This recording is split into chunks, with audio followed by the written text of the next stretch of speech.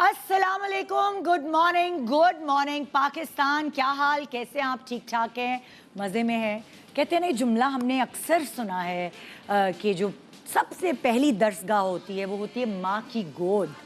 और माएँ बच्चे को हर चीज़ सिखाती हैं जब वो पैदा होता है, कैसे खाना है, कैसे बोलना है, कैसे चलना है, कैसे हंसना है और आवाज़ें पहचाननी है, कौन उसका क्या है। ये सारी चीज़ें जो ज़िंदगी में सबसे पहले इंट्रोडक्शन एक बच्चे को मिलती है, वो उसको उसकी माँ की तरफ से मिलती है।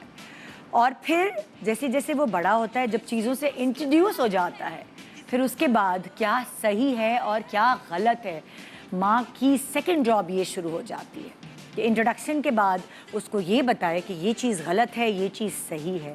और बढ़ते बढ़ते फिर जब वो एक मैच्योर एज में पहुंचता है, मैच्योर इन द सेंस कि शऊर उसको आता है, तो जो भी माँ ने उसकी गुट्ठी में डाला होता है वो उसके दिमाग में सारी ज़िंदगी रह जाता है। रिसर्चर्स कहती हैं कि जो भी आपको बच्चे को सुलाना हो रात को, और सुलाते हुए कोई भी दुआएं या कोई भी अच्छी बातें आप उसे बताएंगे, वो सारी ज़िंदगी के लिए उसके दिमाग में बैठ जाती हैं। और तभी आप देखते हैं कि बहुत सारे ऐसे लोग जो बड़े तरीके से अपनी ज़िंदगी को बसर करते हैं, उनके लिए हमेशा ये कहा जाता है इसकी माँ ने बड़ी अच्छी तरबियत की है इसकी। और उस तरबियत में बहुत सारा जो अमल दखल होता है वो टाइमिंग का होता है कि माँ ने किस टाइम उसको क्या बताया, किस टाइम क्या नहीं बताया। ये बहुत जो है ना वो सिस्टमैटिक और टेक्निकल परवरिश का गेम होता है। आप कहते हैं ना परवरिश आसान है, परवरिश आसान नहीं होती। औलाद की परवरिश जो है वो बहुत एक मुश्किल टास्क होता है, और क्योंकि हर पेरेंट पहली दफ़ा वो कर रहा होता है तो उसको खुद से बहुत सीखना पड़ता है, उसको बड़ा चीज़ों को एनालाइज करना पड़ता है, ऑब्ज़र्व करना पड़ता है। तो अक्सर मैंने देखा है आजकल की माएँ वो बड़ा दिखती हैं कि कौन सी माँ अपने बच्चे को कैसे लेके चल रही है। वो मशवरे भी करती हैं कि आपने अपनी बेटियों को कैसे पाला, आपने अपने बेटे को क्या टीन एज में तरबियत दी थी, कैसे आपने उसे कंट्रोल में रखा। ये कहा जाता है माओं के लिए, क्योंकि अक्सर वालिद जो हैं वो तो घर में होते नहीं, मगर उनका एक रोब होता है कि तुम्हारे अब्बू ये करेंगे, तुम्हारे अब्बू। सारी चीज़ें जो रिंग मास्टर एक्चुअली होती हैं वो अम्मी यहाँ होती हैं। तो चाहे बेटे हों या बेटियाँ हों, तो उनकी सारी तरबियत को दारोमदार टीचर्स और बाकी ज़िंदगी के लोगों के अलावा सबसे ज़्यादा उनकी माँ पे डिपेंड करता है। अच्छा, सच्ची बात तो ये है कि अगर हम बेटी की बात करें तो औरतों का काम है जनरेशन्स को तरबियत देना, जनरेशन्स को आगे लेके जाना। वो कहते हैं ना कि जिस तरह के बेटे हमें दोगी या जिस तरह की बेटियाँ हमें दोगी, तो वो पिलर्स होते हैं सोसाइटी के।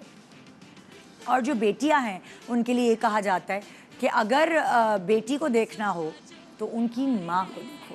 हमेशा ऐसे ही सुना है मैंने, रिश्ते वगैरह के लिए जाओ तो उनकी माँ को देखो, जैसी माँ होगी उसी तरह के आपको जर्म्स या उसी तरह के सिम्टम्स या उसी तरह की आदत आपको बेटी में नज़र आएंगी। सो आज कुछ ऐसा ही टॉपिक है हमारे शो का।